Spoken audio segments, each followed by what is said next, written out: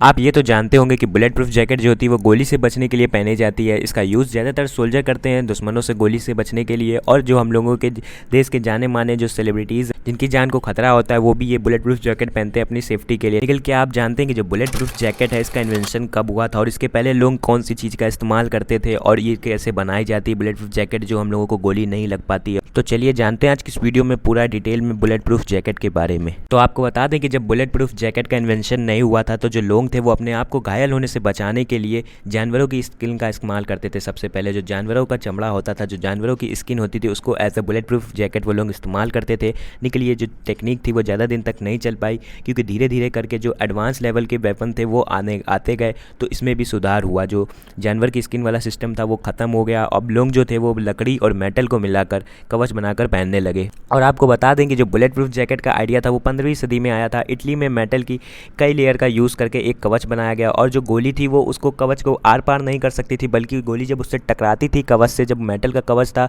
उससे जब गोली टकराती थी वो डायरेक्शन अपने आप बदल देती थी और अंदर नहीं जा पाती थी। लेकिन ये जो कवच थे वो अग्नि अस्त्रों के लिए नहीं प्रभावी थे। इतने जो अग्नि अस्त्र मतलब फायर वाले वेपन थे उनके लिए ये प्रभावी नहीं थे, तो ये भी बंद हो गए। फिर धीरे धीरे करके 18वीं सदी में जापान ने एक सिल्क से कवच बनाया। लेकिन ये जो सिल्क का कवच था वो असरदार तो था वेपन के लिए, लेकिन ये बहुत ज़्यादा महंगा था, इसलिए इसको सब कोई नहीं खरीद सकते थे। और फिर 1901 में अमेरिका के 25वें राष्ट्रपति जो थे विलियम मैकनली की हत्या कर दी गई। उनकी पता नहीं किसी ने गोली मार के हत्या कर दी थी। फिर जो अमेरिका के सोल्जर थे उन्हें ऐसा लगा कि हम लोगों को एक कवच बनाना चाहिए इंसानी शरीर के लिए जो कि बहुत अच्छा हो और हम लोगों को गोली से बचा सके। तो सिल्क से बने कवच थे उनको बनाया गया, सिल्क से कवच बनाए गए। लेकिन ये जो सिल्क से बने थे वो गोलियों के लिए तो असरदार थे और महंगे भी थे एक समय के लिए सिल्क वाले कवच। लेकिन ये जो एडवांस लेवल की तोप और बंदूक जब थे उनके लिए असरदार नहीं थे, तो इसलिए जो सिल्क वाले जो थे ये भी ज़्यादा दिन तक नहीं चल पाए।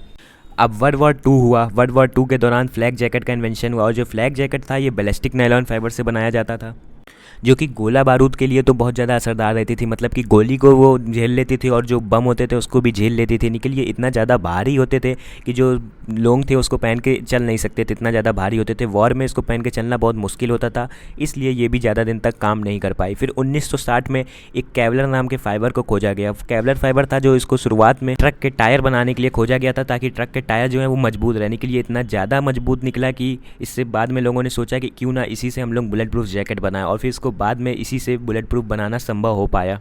अब बात करते हैं कि जो बुलेट प्रूफ जैकेट है वो बनाई कैसे जाती है। तो आपको बता दें, पहले जो केवलर फाइबर होता है इसके केमिकल के एक घोल में कताई की जाती है। कताई जो आप लोग जानते होंगे स्पिनिंग जिसे कहते हैं, उसकी मदद से धागे की बहुत बड़ी सी एक रील बनाई जाती है, और फिर इस धागे से प्लास्टिक शीट की कई परत तैयार की जाती हैं। फिर उन परतों को आपस में जोड़कर मजबूती से सिला जाता है। जोड़ते हैं पहले, फिर मजबूती से सिलते हैं, फिर इसके कई पैनल या प्लेट बनाए जाते हैं, और फिर जो इन पैनलों को या प्लेटों को एक जैकेट में फिट कर दिया जाता है।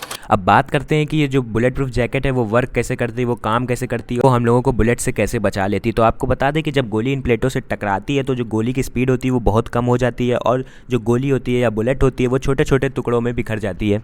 और जब गोली टुकड़ों में बिखर जाती है तो उससे बड़ी मात्रा में निकलने वाली जो एनर्जी होती है उसको बैलिस्टिक प्लेट की जो दूसरी परत सोख लेती है।